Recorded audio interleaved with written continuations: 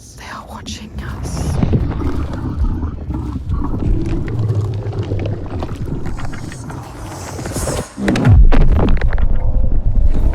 They can see us. Why are they watching? What are they waiting for? It's time to find out. It seems like an eternity since SENUA'S Saga was announced alongside the yet-to-be-released Xbox Series X, but Ninja Theory's much-anticipated Hellblade sequel is now just a few days away.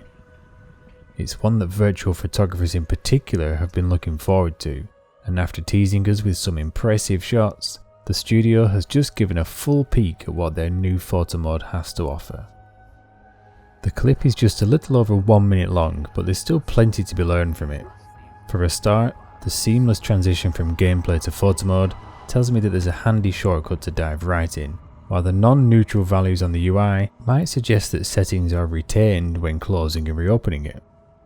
Camera movement itself remains something of an unknown, with no visible control scheme and certainly no indication as to its potential range, but the small adjustments that the clip does show look like they're made using a free camera movement to me.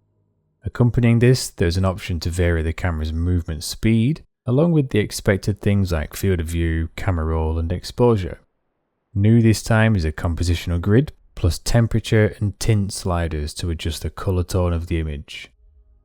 Camera focus is well catered for with manual focus distance and aperture f-stop values to control the depth of field, as well as a few extras.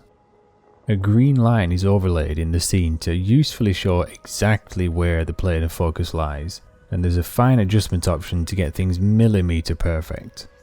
The one concern I do have is that the manual focus slider shows a value of just 3.59 meters at close to its maximum setting. Assuming that the max may then be 4 meters, that's simply not enough and will rule out focusing on anything beyond nearby characters and objects. If manual isn't your thing, then there does seem to be an autofocus option along with some focus assistance options that are unfortunately not shown. My guess here is that these will include options to lock on the autofocus to SENUA or onto other characters, or just have it detect objects at the centre of the frame. From here on, things get quite creative in this photo mode. Character options go well beyond the simple visibility toggle, with rotation and 3-axis positioning, all of which seem to be adjustable for SENUA herself and other characters like perhaps nearby enemies. And there's a fully featured 3-point lighting system. I've dreamt of this. Each light includes brightness, in lumens no less, hue and saturation adjustments, as well as range and softness values to control how the light falls onto objects in the scene. The lights can also be set to illuminate everything, the characters only, or just to ignore fog to avoid visible volumetric light around the source. It all looks very user friendly too.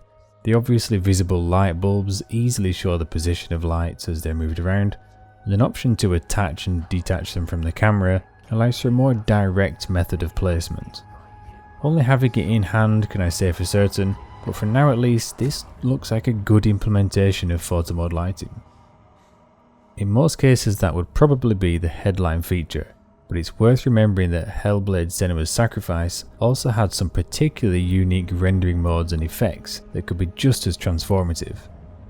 Whether the likes of depth saturation and shatter will make a return remains to be seen, but it does look like there's something interesting in store. Aside from the standard aspect ratios, vignette and colour filters, this photo mode has a whole tab dedicated to effects. A toggle for real-time effects presumably turns on and off the full screen effects from the game itself, while SENUA'S physical condition is seemingly adjustable with a health percentage. Not many of the actual effect styles can be seen in the short preview, just 2 actually in Timeless and Focus, though it's intriguing that each one comes with a different set of options to tweak. This suggests that, much like in the first game, these effects will be quite unique, varied and individual, and I can't wait to see more of them.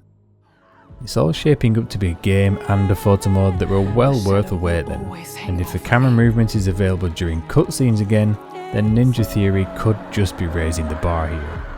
One way or another, it's not long until we find out for sure.